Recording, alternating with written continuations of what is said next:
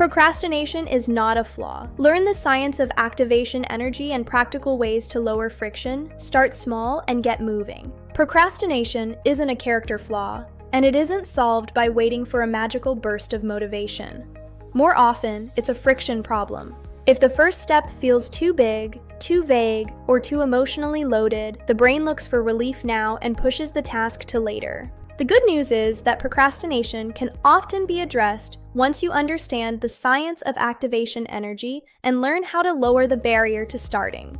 At the heart of procrastination is a simple pattern. The brain prefers immediate comfort over future benefit. That's why a task you care about can still sit untouched for hours. The activation energy needed to begin is the mental effort required to shift from intention to action. When that energy demand is high, starting can feel surprisingly heavy. Psychology suggests that people often delay tasks not because they are lazy, but because the task feels unpleasant, uncertain, boring, or overwhelming.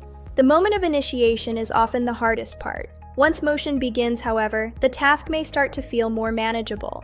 That's why procrastination is less useful to treat as a mystery to blame yourself for, and more useful to treat as a system to redesign. Several common triggers can raise the activation energy of a task and make delay more likely. Let's look at why your mind might be stalling. First, unclear next steps. If you don't know exactly where to begin, your mind stalls. It needs a clear target. Second, perfectionism. When the first attempt has to be good, beginning can feel risky, so we wait for the perfect moment. Low emotional reward and self-doubt also play a role. If a task is boring or threatens your ego, avoiding it feels like safety. Finally, too much mental load. When a task requires planning, decisions, and execution all at once, the friction increases significantly. One of the most practical ways to work on procrastination is not to demand more discipline all at once. It's to make the first action smaller, clearer, and easier. Strategy 1. Shrink the first step. Don't ask yourself to finish the task.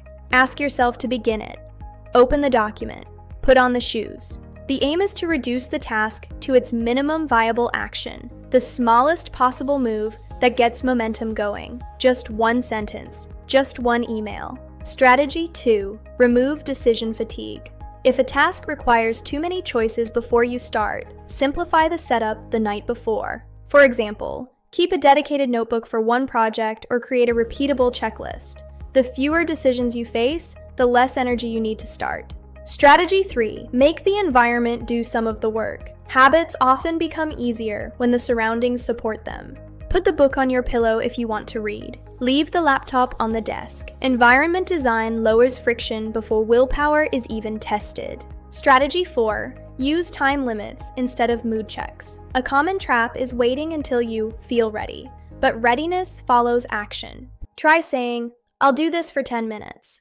A short commitment is less intimidating, and it's often enough to get you moving. Strategy 5. Focus on progress, not perfection. Perfectionism turns starting into a high-stakes event. Replace perfectly with once. A rough draft is still a draft. A short workout still counts. One call still moves the needle. It all adds up to momentum.